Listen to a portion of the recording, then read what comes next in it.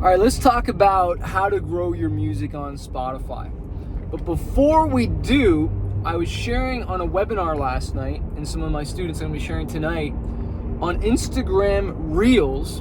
All right, I posted a video yesterday, put my music on it, and it got like 2,500, 3,000 views, okay? 3,000 views. And a music video or a lyric video I posted 5 days before that only got a few hundred. And both are great. I'll take both of them. I'll take a few hundred. I'll take thousands. But the point is that Instagram is showing a lot of love to Reels. So, and this video was just of me going sledding with my music behind it. But because I added my music behind it, I'm getting paid royalties for the views because my music is getting played. It's small, but at least it's something. And thousands of people are like, oh, what song is that? If they like that song, maybe they went and streamed it on Spotify. Maybe they streamed it on Apple Music. Maybe they went and looked for a YouTube video. I don't know. I can't track that data. All I know is that thousands of people saw the video or played it. And I don't know about you, but I'd rather have thousands than hundreds. All right? You want to look at what you're doing and what's getting a reaction and what's not, and do more of what's working and do less of what's not. And I'm preaching to myself here right now. Like, I got to do more of what's working. So I'm going to do another probably Instagram reel today and find some cool video and add my music to it, because I know Instagram's sharing that to their algorithm way more. And I don't know about you, but I don't want to work harder. I want to work smarter. You know, my time is valuable. Every little thing that I do, I want it to work, right? Like, I just dropped my daughter off, so I'm shooting a video for you guys instead of just driving. I'm putting in my work and helping out and giving, right? So let's talk about Spotify. I did a Spotify live webinar the other night, and you can join the webinar right now. Just click the link below this and you can sign up and you can watch the automated one. It was so good. But I was looking at a student because he emailed me his Spotify page, and he sent me a link to his song, and it was really good. And our artwork was really good for his song. And I was like, man, the song just needs to get heard by more people. You probably didn't market it properly.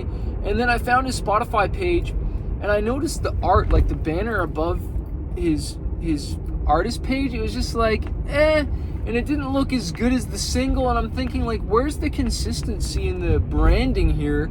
And, you know, me as someone who's a professional and an industry expert, like, everyone looks at these things. Like, you look at the whole package, and whether it's a booking agent, manager, label, whatever, festival, like, you want to make sure everything is looking the same, and you've got like a full campaign going, right? And everything needs to look good. You can't skimp on stuff and have bad design and bad whatever, because it makes you think, they're not taking it seriously, or they're not really. Like, all these small little things add up, especially with fans, right? Like, fans judge you.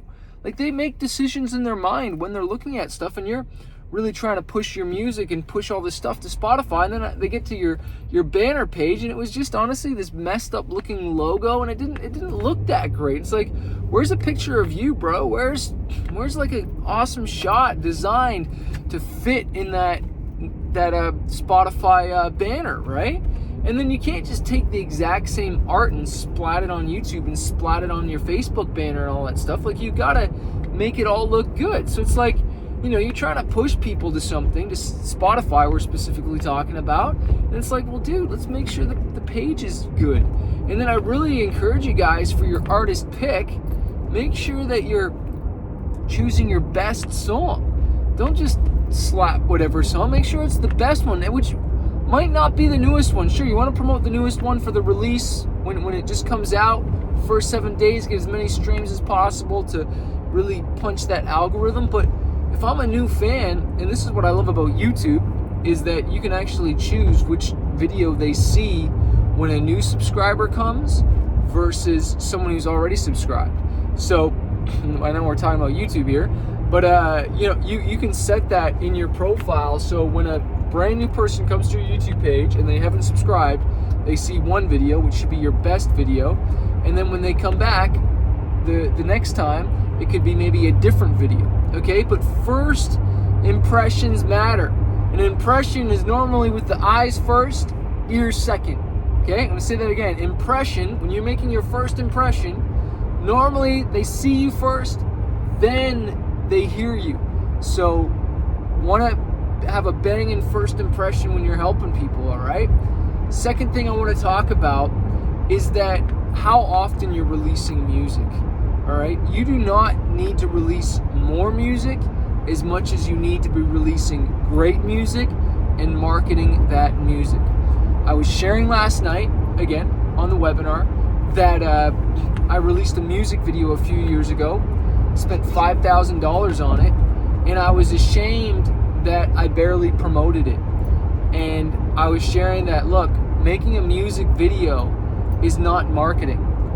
Promoting that music video is marketing. The music video or lyric video is just a marketing asset. It's just a marketing asset, okay?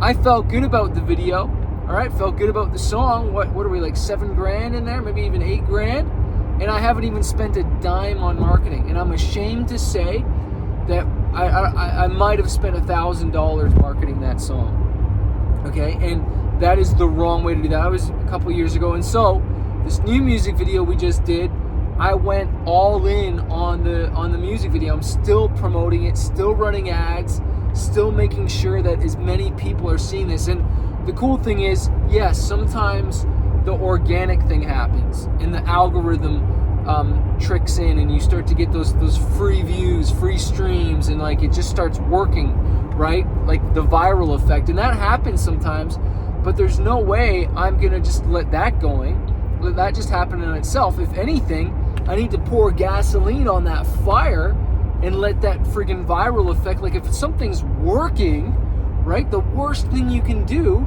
is stop promoting it. And this is what a lot of business owners do. Something starts to work and they're like, oh, well, I've got the Midas touch, so I'm gonna go on to something else. Like, no, stay on what's working and promote the junk out of that. That's one of the biggest mistakes I did years and years ago with my album, The Chase. This album was cranking. We're selling 500 plus albums a week. And I remember I was getting some bad coaching because they had ulterior motives and they wanted me to get another album out. And so I started focusing on a new album when really I needed to be promoting the junk out of the one that I'm doing right now. Like I even remember my A&R was saying to me, he's like, Chris, like, no, man, like really, like, you got more singles on this. I can keep selling this record. Like, don't kill this thing. And what I did was I worked on another album, which wasn't half as good, killed the momentum of the last record, and the sales started to die. And this one had a good first couple weeks. I had my biggest sales, but that's because there was so much anticipation from the last record. So we shot up right away, biggest sales, but that dip, it didn't have that continuous sales every week. And this is what labels know, that artists need to know, and that why labels are willing to invest, because they play for the long game, right? They know that records are going to continue to sell for years, man, sometimes decades, streams and streams. And sometimes as artists, we just focus on the now and we're not thinking the long term.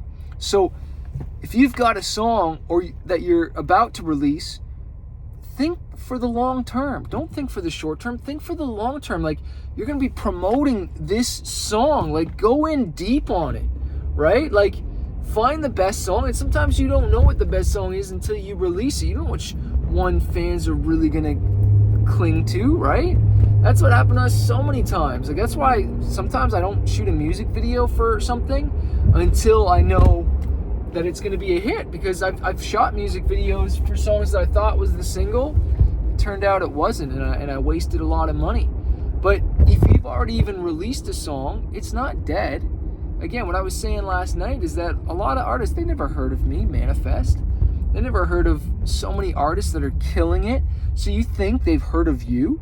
You know, you've released the song and you've got 100 streams or a couple thousand streams, and you think like, oh, it's old? No, it's old to you. Nobody else has heard it. And I'm not trying to be mean or anything like that, but nobody else has heard it. There's billions of people out there.